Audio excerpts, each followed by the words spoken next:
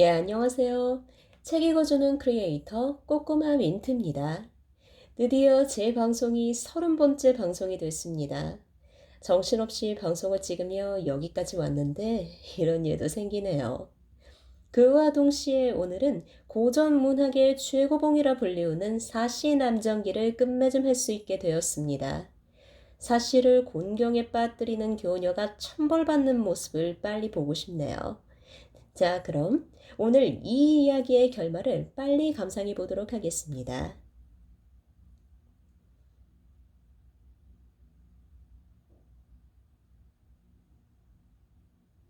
차설, 유한림은 성명을 감추고 변복하고 행세를 하여 그가 누구인 줄 아는 사람이 없었다. 한림은 비복들에게 농사를 힘써 짓게 하여 양식을 군산 수월함에 보내어 부인에게 보내고 소식을 알아오라고 보내었다. 돌아온 가동이 고하였다. 부인은 무탈하시나이다. 한데 악주 관문에 상공을 찾는 방이 붙어 있었나이다. 옆 사람에게 그 연고를 물었더니 그 사람이 말하기를 천자께서 유한림을 이보시랑에 제수하시고 사신을 행주에 보내 찾았으나 상공의 종적을 몰라 각처에 방을 붙여 찾는 중이다 하였으나 소복이 감히 관에 구하지 못하고 그냥 왔나이다. 가동의 말을 들은 한림은 속으로 생각하였다. 엄숭이 권수를 잡고 있다면 나 어찌 이부시랑 나겠는가. 그렇다면 엄숭이 쪽대만 보구나. 한림은 곧 무창에 나아가 태수에게 성명을 통지하자 태수가 놀라 반기며 급히 맞아들였다. 천자께서 선생을 이부시랑에 제수하시고 소명이 급하셨는데 이제 어디에서 오시는 길이옵니까? 소생의 뜻이 있어 성명을 감추고 다녔는데 천자께서 엄성을 내치시고 소생을 부르신다는 말을 듣고 왔소이다. 한림이 태수에게 이렇게 답하고 사람을 군산에 보내 부인에게 이 일을 알렸다. 이제 유시랑이 된 이연수는 오래 머물지 못하고 천자가 계신 서울로 영마를 몰아 올라갔다. 유시랑이 남창부에 이르자 지방 관원이 모두 나와서 명함을 드리며 맞았는데 그중 한 사람의 성명이 사경안이었다. 처음에는 피차간 누구인지 몰랐다가 서로 만나자 채 말을 나누기도 전에 그 관원이 눈물로 얼굴을 적시자 괴히 여겨 묻자 관원이 대답하였다. 우리가 아무리 변하는 생사를 모르고 있다가 이제 자영을 만나게 되니 어찌 슬프지 않겠습니까? 유시랑이 그제야 그 관원이 사공자인 것을 알고 반갑게 손목을 잡으며 한숨 지으며 단식하였다. 나 호남하여 주없는 전하의 노이를 내쳐 가정 고초를 겪게 하고 나 스스로 간인의 화를 당하였으니 무슨 할 말이 있겠나. 노님은 다행히 여성 묘해가 고하여 지금 군산 수월함의 편이 있으니 염려마시게. 우의 생존은 매욕의 목이요 묘의 은혜입니다. 전하, 너무 마음 상하지 마시게. 천이 이렇듯 넓고 크시니 어찌다 갚을 수 있을까? 나의 박덕으로 어찌 이런 복을 얻었을까? 유시랑과 사공자는 서로 술을 권하여 이야기를 나누다가 훗날을 기약하고 이별하였다. 유시랑이 서울에 올라가 황제를 뵙고 사은하자 전자께서 친히 불러보시고 엄숭을 믿어 유연수를 고생시킨 일 등을 후회하였다. 유시랑은 천자의 은혜에 감격하여 머리 숙여 감사함을 표시하고 소원이 허해먹었사오니 미천하시나 황감하나이다. 신이 용렬하여 책임을 감당치 못하겠사오니 벼슬을 거두어 주시기를 바라나이다. 경의 뜻이 굳어 특별히 강서백을 내리겠으니 인심 절직하시오. 시랑이 사은하고 본부에 이르자 옛집의 모습이 황량하고 뜰 가운데 잡초가 무성하여 주인을 잃은 것 같았다.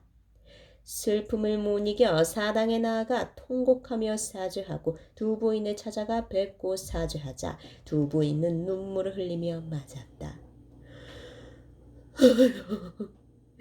내가 여태껏 살아 현재를 다시 보니 지금 죽어도 여한이 없다. 그러나 네 조종 향사를 패한 지 오래이니 그 죄가 어찌 가볍겠느냐. 소주를 주는 먼번 죽어도 부족합니다만 다행히 부부가 다시 합쳤사오니 죄를 용서하여 주십시오. 두 부인이 그 말에 기쁨을 감추지 못하고 모든 일은 다 현질의 애군이었다.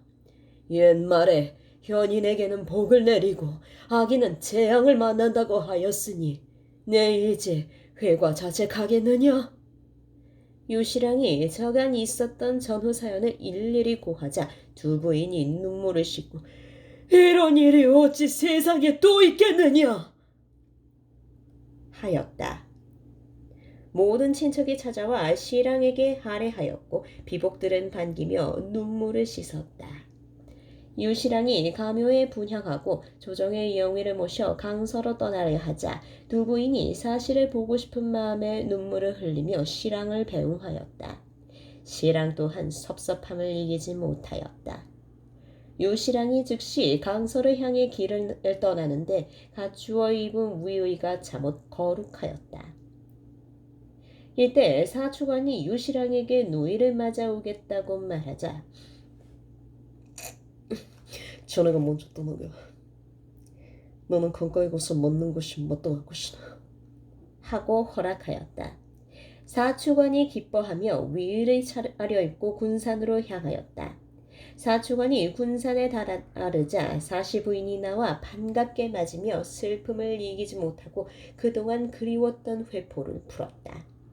사시부인이 축원이 전하는 시랑의 서신을 받아보니 시랑이 방백이 되었는지라 기뻐하며 묘회에게 사은하고 보내온 예물을 주었다. 이 모든 것이 부인의 복인데 어찌 소승의 공이라 하겠사옵니까? 이튿날 사축원과 사시부인이 안자를 떠나려 하자 묘회와 여러 승려가 산에서 내려와 작별 인사를 하는데 서로 간에 애틋하여 차마 잡은 손목을 놓지 못하였다. 길을 떠나 강서지경에 이르자 시랑이 벌써 와 기다리고 있었는데 비단 장막이 강가를 덮고 옥절 홍기가 사방에 늘어서 있었다. 시비가 새로 지은 의복을 부인에게 올리자 7년 동안 입었던 소복을 벗고 화복으로 갈아입고 부부가 서로 상봉하니 세상에 이처럼 경사스러운 일이 또 있겠는가. 배를 타고 길을 떠나 강서에 이르러 고향집에 들어가자 비복들이 나와 맞으며 모두 기뻐 날뛰었다. 시랑 부부는 바로 가묘에 나가 절하고 충문지어 부부 재결합을 고하는데 그 글의 뜻이 간절하였다.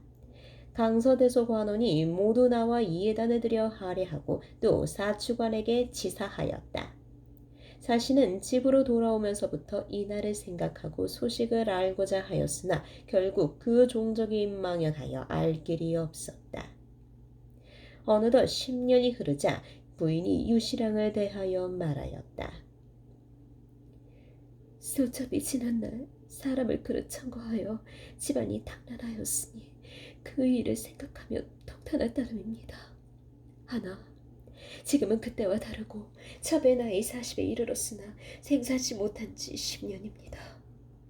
네, 다시 상공을 위하여 숙녀를 천거하여 아들을 얻고자 합니다. 부인 말씀은 고마우나 지난날 교녀로 멀미하며 이나의 생사를 알지 못하니 그 원통함이 골수에 박혔소이다. 한데 어찌 다시 자비네 집안에 드리겠소. 소첩이 상공의 마음을 어찌 짐작하지 못하겠습니까마는 여태 이나의 생사도 모르거니와 사족이 없으니 지하에 돌아가 무슨 명목으로 구고를 뵙겠습니까? 하고 사시부인이 눈물을 흘리자 비록 부인의 말씀이 맞기는 하나 부인이 아직 단순할 때가 아니니 그럼 불길을 말씀은 마시오. 이리하여 부인이 이런저런 생각을 하다가 묘회의 진려가 효숙하고 귀자를 둘 팔자라 했던 것을 기억하고 그 나이를 헤아려 보더니 이미 성인이 되었을 것이다 하며 몹시 그리워하였다. 부인이 다시 시랑에게 정을 하였다. 소첩의 늙은 창두가 조난당한 배에서 죽었사오니 그 영혼을 위로해주고 싶습니다. 또 황릉묘를 새로 수축하고 묘회가 머무는 수월함을 중수하여 은혜를 갚았으면 합니다. 또 모해의 진려 임씨에게도 은혜를 갚았으면 합니다. 요시랑이 부인의 말이 당연하다 하며 황릉묘를 중수하고 장두의 시체를 찾아서 관곽을 갖추어 다시 장사 지내고 묘회와 임씨에게 금과 비단을 보내어 후사하였다. 묘회는 즉시 수월함을 중수하고 군산 동구에 탑을 세워 이름을 부인탑이라 하였다.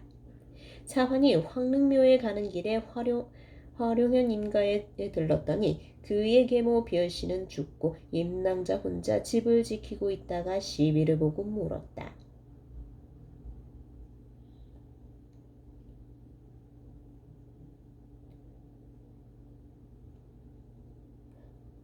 어디서 왔는가? 낭자, 저를 몰라보시겠나이까? 저는 사시부인을 모시고 장사로 가던 시비 차환이라 하옵니다. 낭자는 그제야 깨닫고 놀라며 이제 알겠네 하며 사시부인의 안부를 물었다. 부인이 누명을 벗고 본가로 돌아갔다는 말을 듣고 크게 기뻐하며 지하하였다. 곧 차환이 부인이 보낸 채단과 서간을 드리자 임씨는 감격하며 받아 글을 읽어보니 사연이 매우 정답고 친절하여 다시 한번 만나 뵙기를 원하였다. 사설 효녀의 명을 받은 설매가 이날을 물에 던지려다 차마 못하고 가만히 강가 수풀에 놓고 간 후에 이나는 잠에서 깨어 큰 소리로 울었다. 마침 남경으로 장사하러 가던 뱃사람이 우는 아이를 찾아보자 생김새가 비범한 것을 보고 배에 싣고 가다가 풍파를 만나 화룡현에 이르자 아이를 육지에 내려놓고 갔다.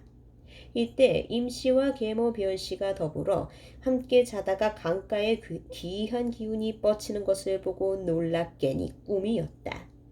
임씨가 괴이히 여겨 급히 나가보았더니 울 밖에 한 아이가 누워있는데 용모가 시원하게 생긴 것이 귀여워 거두어 안고 들어오자 변씨가 크게 기뻐하며 고이 길렀다. 변씨가 죽고 장례를 마치자 동리 사람들이 임씨의 희연처럼을 칭찬하여 혼인하기를 정하였으나 아직 출가하지 않고 있었다. 사시부인이 임씨가 아직 출가하지 않았다는 말을 듣고 신랑에게 권하였다. 소첩이 장사로 갈 때 연화천에 들어가 임씨 여자를 보았는데 매우 아름답고 양순하였습니다. 이 여자를 데려다가 가사를 맡기고자 합니다. 요시랑이 마지못하여 허락하자 사시부인은 곧 시비와 가마꾼을 보내어 임씨를 데려오라 명하였다. 차환이 연화촌에 찾아가 임씨에게 이 말을 전하자 기뻐하며 집안의 가사를 처리하고 아이를 데리고 함께 사씨를 뵈러 갔다. 임씨가 부인을 보고 반겨 기뻐하기가 말로 이루다 할 수 없었다. 사시부인은 친척들을 모아 잔치하고 임씨를 육아에 맞아들였다.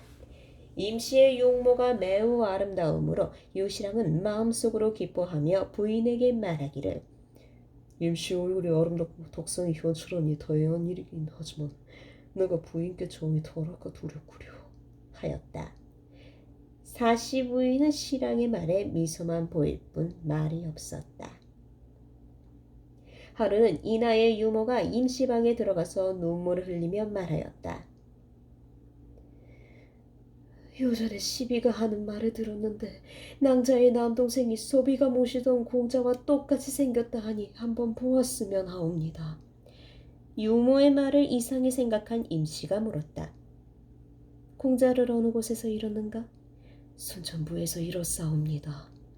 임씨가 마음속으로 생각하기를 남경에서 순천부까지가 천리인데 공자가 어찌 남경 땅까지 왔겠는가 하며 의심하였으나 시비를 불러 이나를 데려오라 하였다. 유모가 눈을 들어보니 어릴 때의 공자와 똑같이 생긴지라 반가운 눈물이 비오듯 하였다.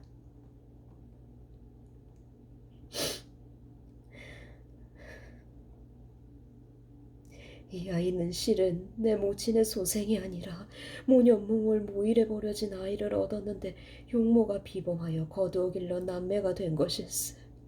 이 아이의 얼굴이 공자와 같다면 무슨 연고가 있는가 하네. 이때 아이가 유모를 보고 놀라 울며 말하였다.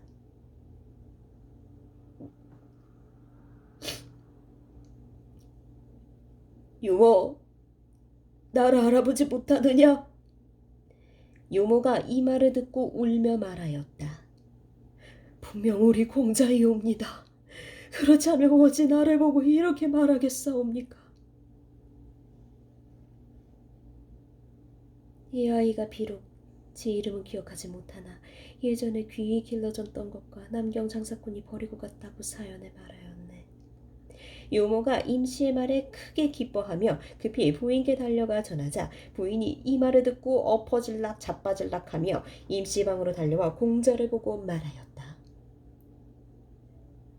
네가 나를 알아보겠느냐?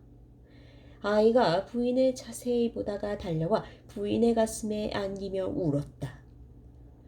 어머니는 소자를 몰라보십니까? 소자, 어머니께서 집을 떠나신 후로 언제나 생각하였습니다. 서모가 나를 데리고 멀리 가다가 소자가 잠든 사이에 강가숲불에 버리고 가버렸습니다. 소자가 깨어 큰 소리로 울자 어떤 사람이 배를 타고 가다 보고 데려가다가 또 남의 집 물 밑에 놓고 갔습니다. 그때 그 집의 음모가 저를 거두어 길러주시어 전보다 편안하게 지냈는데 이제 뜻밖의 어머니를 배우니 지금 죽어도 여한이 없습니다. 부인이 이 말을 듣고 미친 듯이 기뻐하며 이날을 안고 대성통곡하였다.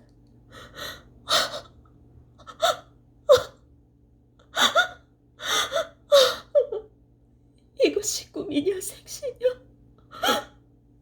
네, 너를 다시는 보지 못할까 하였더니 오늘 난 이렇게 보게 되니 이 어찌 하늘의 도우심이 아니겠느냐?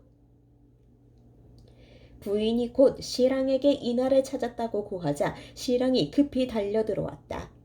신랑이 그 자초지종을 다 듣고 함께 기뻐하며 임씨를 칭찬하며 살해하였다. 오늘은 부자가 성공하여 기쁨함은 모두 다 그대의 공이오.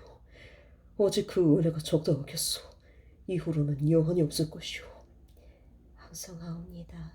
오늘날 부자가 상봉하심은 존문의 은덕이시니 어찌 저의 공이겠사옵니까?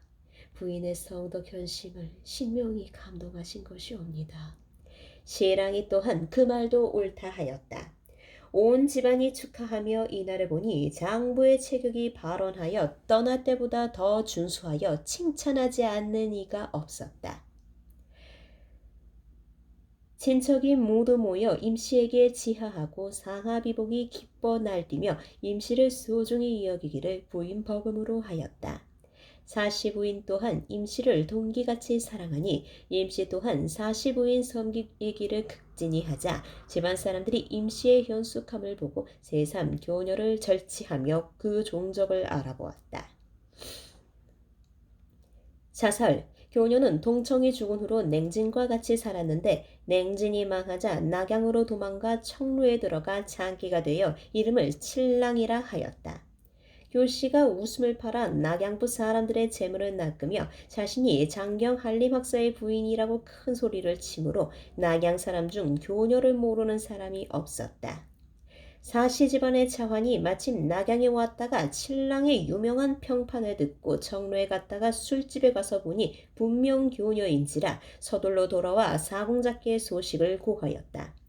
이 소식을 전해 들은 유시랑이 분한 마음을 이기지 못하여 부인에게 나 교녀를 잡지 못할까 걱정하였는데 지금 낙양 청로에서 장기 노릇을 하고 있더거니 나 이년을 잡아다가 지옥을 갚으려고 하오. 하였다. 사시부인도 역시 원통하고 분한 마음이 풀리지 않았으니 교녀를 잡아 원한을 풀자고 하였다. 사시부인이 이날을 만난 후로는 남은 시름이 없고 유시랑 또한 만사의 시름이 없어 치민을 부지런히 하자 모든 백성이 농업에 힘쓰고 학업에 근면하여 그가 다스리는 이름이 태평하였다. 전자께서 이를 들으시고 예부상서로 부르시자 유상소는 가족을 거느리고 사은하러 서울에 올라가게 되었다. 가는 길에 서주에 닿자 가동을 부려 교녀에 대한 소식을 알아오게 하였더니 과연 사공작대 차환의 말이 틀림없었다. 유상서가 그곳에 수단 좋은 매파를 불러 먼저 상을 내린 후 장기 교칠랑을 불러 여차여차 하라고 명하였다. 매파가 교녀를 찾아가 가로되 이제 예부상서로 영전하여 상경하시는 대감께서 교낭자의 향명을 들으시고 소인을 불러 부무하셨소. 상서 벼슬은 매우 높은 재상의 자리고 또 시비가 전하는 말을 들으니 부인은 신병으로 집안을 다스리지 못한다고 하였으니 낭자가 그 댁에 들어가면 정실 부인과 다를 것이 무에 있겠소. 교녀가 속으로 네, 비록 의식주의 부족함은 없으나 나이는 점점 많아지고 종신의탁할 곳을 생각하지 않을 수 없구나. 라고 생각되어 흔쾌히 허락하였다. 상공과 부인 보시는 데서 성애할 것이니 준비하고 기다리시오. 곧 낭자를 데려갈 것이오. 그리하겠소. 매파가 교녀의 승낙을 전하자 유상서는 비복들을 시켜 교녀를 가마에 태우고 뒤따라오라고 일렀다. 유상서가 서둘러 서울에 도착하여 천자에게 사은 숙배하고 집으로 돌아와 친척을 모아 축하잔치를 크게 벌였다. 사씨가 임씨를 불러 두 부인께 인사드리라 하고 소개하였다. 이 사람은 지난번 교녀와는 다른 사람이오니 숙모님께서는 그를 보지 마십시오. 세 사람이 비록 어질지라도 나와는 관계가 없다. 두 부인이 담담히 말하였다. 이때 유상서가 웃으며 두 부인과 좌중의 사람들에게 노는 중에 명청을 구해왔으니 한번 구경하시고 전치를 즐기십시오. 하고 좌우에게 명하여 교칠랑을 부르라고 하였다. 이때 교녀는 사처에 거하며 기다리고 있다가 오라는 명을 듣고 유씨 본가에 이르자 가마로 내다보고 깜짝 놀란 말하였다.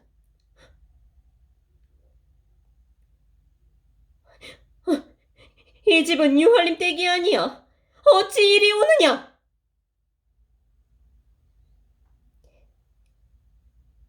유할림께서 귀양 가시고 우리 상공께서 이 집에 들어 계시나이다.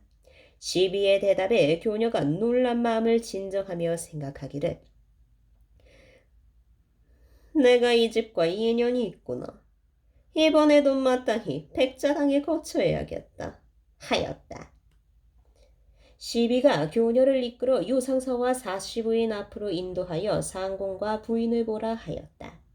교녀가 눈을 들어보니 좌우를 살폈더니 이 가득한 사람이 다 유씨 친척인지라 낙담상혼하여 마른 하늘에 벼락을 맞은 듯하였다.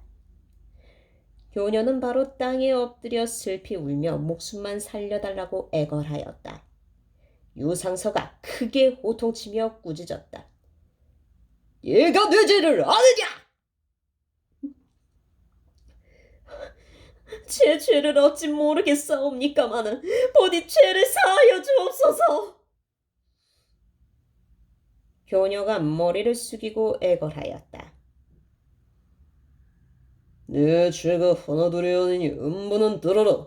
참, 부인이 너를 경계하여 음란한 풍류를 말라 한 것이 또한 좋은 뜻이거늘 도리어 참수하여 나를 미혹해 하였으니 그 죄 하나요. 신랑과 더불어 요괴한 방법으로 장부를 속였으니 그 죄 둘이요. 음흉한 종과 더불어 당을 지었으니 그 죄 셋이요. 네 스스로 방자하고는 부인께 미루니 그 죄 넷이요. 통청과 사통하여 가문을 더럽혔으니 그 죄 다섯이요. 옥지원을 도적질하여 냉진에게 주어 부인을 모해야 했으니 그 죄 여섯이요. 네 손으로 자식을 죽이고 대학을 부인에게 미루었으니 그 죄 일곱이요. 간부와 작하여 가부를 사지에 귀향 보냈으니 그 죄 여덟이요. 이날은 물에 던져 죽게 하였으니 그 죄 아홉이요. 겨우 부지하여 살아 돌아오는 나를 죽이려 하였으니 그 죄가 열이다. 너 같은 음부가 천지간에 큰 죄를 짓고도 아직 살고자 하느냐?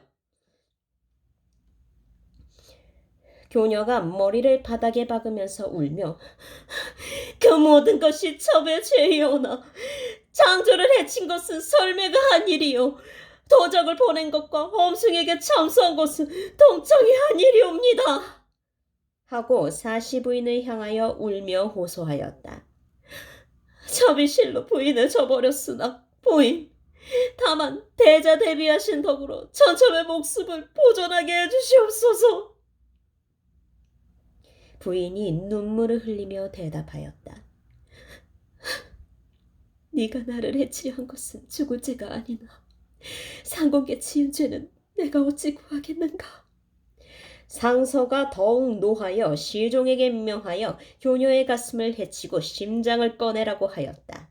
이때 사시 부인이 시종을 막으며 비록 지은 죄가 중하오나 상공을 오랫동안 모셨으니 죽여도 시신은 온전히 하십시오. 유상서가 부인의 말에 감동하여 동쪽 저작거리에 잡아내다가 만인이 보는 앞에 죄를 들어 널리 알리고 참살하였다. 사시 부인은 춘방이 억울하게 참사한 것을 애석히 여겨 그 뼈를 찾아다 고이 묻어주었다. 그리고 신랑을 찾아 그 죄를 묻고자 하였으나 이미 이연전에 죄를 입어 옥중에서 죽었다고 하였다. 임씨가 유씨 문중에 들어와 10년이 지나는 동안 세 아들을 연해 낳았는데 모두 옥골 선풍이었다. 장자의 이름은 웅이요, 사자의 이름은 준이요, 삼자의 이름은 난이라 하였는데 모두 부형을 닮아 출중한 인재였다. 전자께서 유상소의 벼슬을 높이시어 좌승상에 제소하셨고 황후께서 또한 사시 부인의 높은 덕에 대해 들으시고 자주 불러 만나보시니 유씨 가문의 영광이 비할 데가 없었다. 또 사추관이 높은 벼슬에 이르니 그 복록의 거룩함이 한 세상의 으뜸이었다. 유승상 부부는 80여 세를 안양하고 대공자는 병부상서에 이르고 유웅은 이부시랑을 하고 유라는 태상경을 하여 조정해 버렸으며 임씨도 무궁한 복록을 누려 자부와 제손을 데리고 사시 부인을 모시며 안락한 세월을 보냈다. 사시 부인은 내훈 시편과 열여전 세권을 지어서 세상에 전하고 자부 등을 가르쳐 선도를 행하도록 권장하였다. 착한 사람은 복을 받고 악한 사람은 앙화를 받는 법이니 후세인들에게 경계하고자 이 기이한 사정을 기록하니 명심할지어다.